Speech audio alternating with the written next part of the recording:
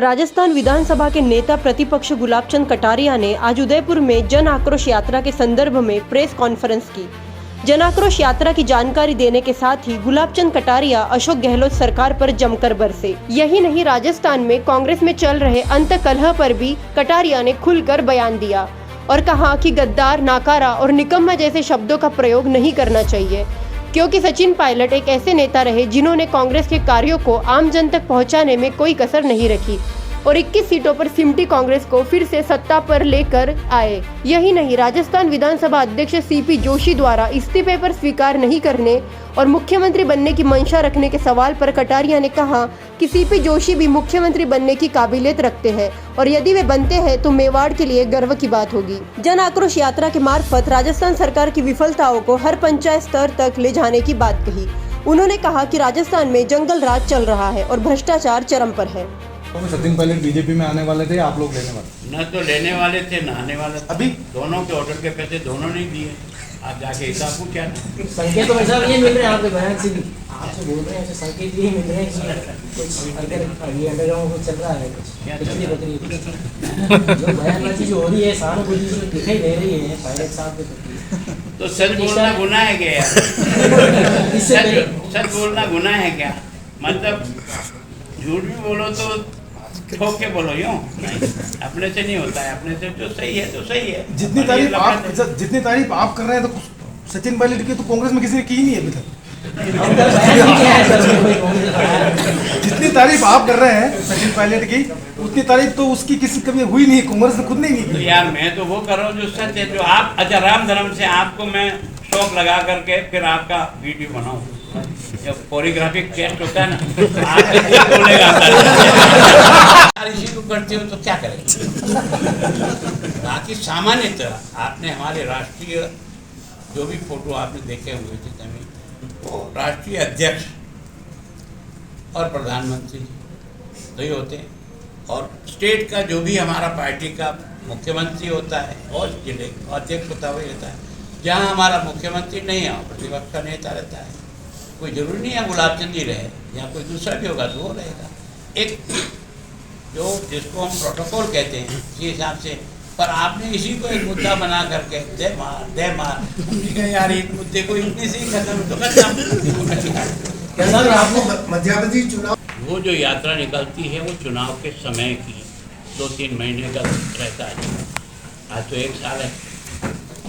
1 साल पहले इन सब नेताओं को निकाल दें तो कहाँ कहाँ घुमा देंगे। मैं सोचता हूँ कि अच्छी सोच है। मैं जब अध्यक्ष था तब हमने एक योजना बनाई थी कि हर GSS पे जा कर के हमला करो और आंदोलन करो। तो लगभग 1 लाख लोगों ने जा कर के उस समय गिरफ्तारी दी थी, एक जनमानस बना था। वास्तव में नीचे की जनता को भी तो चीज़ आए, और मैं तो सोचता हूँ कि इतने सारे कार्यकर्ता, मैं अकेला एक नेता क्यों यार, मेरे यहाँ 8 नेता क्यों नहीं होंगे? तो अपनी अपनी विधानसभा के नेता हैं, गुलाब जी के जुम्मे क्यों? दूसरों को भी उभरने दो ना। हर एक आदमी का नेतृत्व तो उभरेगा इसमें से। छोटे छोटे कार्यकर्ता भी तैयार होंगे रैली के माध्यम से। तो हमारा काम तो संगठन को ताकत देना, कार्यकर्ता को लीडर बनाना, कार्यकर्ता को प्रोजेक्ट करना, ये उसमें से अहम रोल अदा करेगा। बहुत सोच विचार के किया है। भाई साहब जन आक्रोश यात्रा को लेकर कांग्रेस के एक मंत्री ने कहा है कि बीजेपी अपनी कमजोरी छुपाने के लिए ये यात्रा निकाल रही है। वो तो कोई बता सकता है। अपनी कमजोरी होती है तो 2 कोने में नहीं घुसते। तो इतनी मजबूत पार्टी थी ना, तो 2 में क्यों आ गए? कभी राज करते थे ना।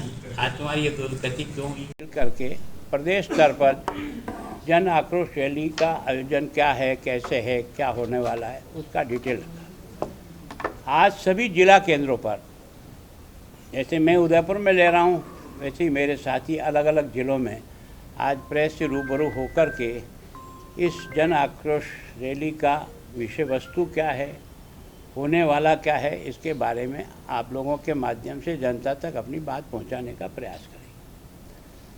उस आयोजन में कल 27 तारीख को वहाँ थी, आज 28 को यहाँ है। 1 तारीख को प्रदेश भारतीय जनता पार्टी ने 200 विधानसभा के 200 रथ बनाए। प्रत्येक विधानसभा में 1 रथ चलेगा और उसको हमारे राष्ट्रीय अध्यक्ष नड्डा जी उन रथों को रवाना करेंगे 1 तारीख को जयपुर से, और ज़िले में जब ये पहुँचेंगे तो ज़िले वाले अपनी रथों को आगे अपनी विधानसभा तक भेजने का कार्यक्रम 2 और 3 तारीख में करेंगे। 4 तारीख को प्रत्येक विधानसभा में अपने अपने क्षेत्र की योजना के अनुसार ये रथ आगे चलेंगे और ऐसा प्रयास होगा कि संपूर्ण 200 विधानसभा के प्रत्येक शक्ति केंद्र तक हम लोग क्षेत्र को कवर करें। शक्ति केंद्र का मतलब जो सामान्यतः हमने जो बनाया, पंचायत को एक शक्ति केंद्र बनाया और शहरों के वार्ड को एक शक्ति केंद्र के रूप में माना है।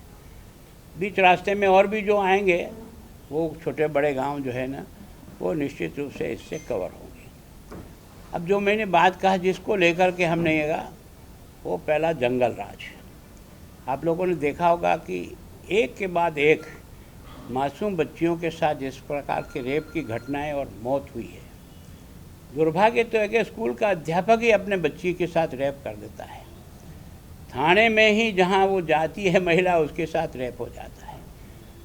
कोई रास्ते चलती किसी लिफ्ट लेकर के किसी हॉस्पिटल पहुंचना चाहती है तो गैंग रेप हो जाता है।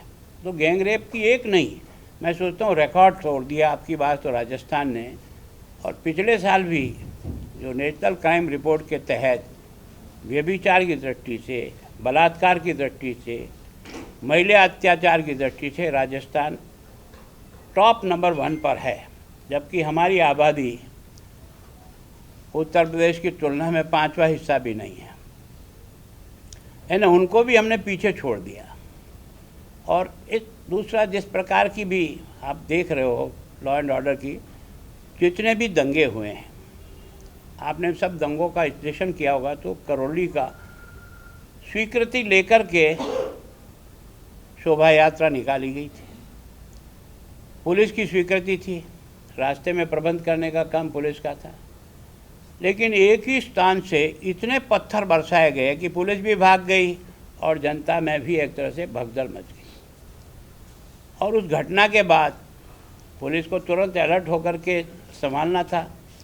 2 घंटे तक उन सारी शक्तियों ने लोगों की दुकानें जला के खाक कर दी। 2 घंटे तक कोई पुलिस पहुंची नहीं। और करौली शहर इतना सा ही है, अभी अगर वो अपने उदयपुर में भी सूचना मिल जाए कि भाई मल्ला तराई में कोई घटना हो गई है, तो यहाँ से फोर्स को वहाँ पहुँचने में 10 मिनट या 15 मिनट लग सकते हैं। पर 2 घंटे तक एक तरह से ये लगता है कि प्रशासन की भी मिली भगत के कारण से वहाँ जिस प्रकार का हुदंग हुआ वो सब ने देखा है। आपने देखा होगा, अभी भीलवाड़ा की घटना को आपने देखा है, कोटा की घटना को आपने देखा है, जोधपुर की घटना को आपने देखा है, उदयपुर का कन्हैया हत्याकांड तो जग जाहिर हो गया, जिसके कारण से हम उदयपुर के लोग भी अपने आप को शर्मिंदा महसूस करते हैं कि इतनी बड़ी घटना घटी। और वो घटना भी पुलिस की जानकारी में होने के बाद लापरवाही से घटी। उस व्यक्ति ने अपनी पीड़ा बता दी थी पुलिस को, थाने पर भी पहुंच गए थे, समझौता भी हो गया था और वो अपनी दुकान भी नहीं खोल पा रहा था। ये सब रिकॉर्ड पर है।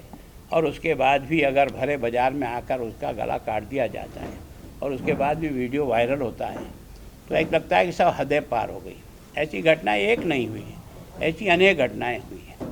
तो ऐसा लगता है कि इस प्रकार के अपराधियों को यहाँ खुला खेलने की आज़ादी है। फिर दुर्भाग्य यह है कि रामनवमी पर तो जो है वो 144 लगती है और बाकी त्यौहार पे 144 लगती है, तो कटुता तो मन में आएगी, स्वाभाविक आएगी।